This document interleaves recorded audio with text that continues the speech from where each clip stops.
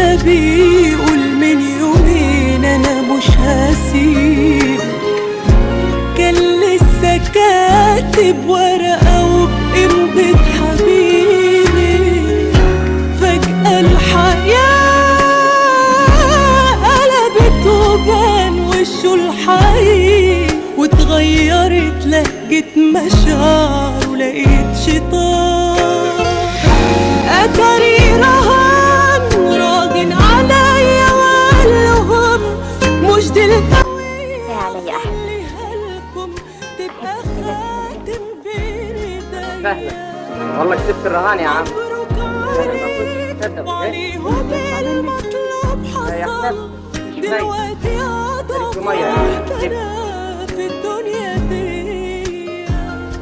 أتاري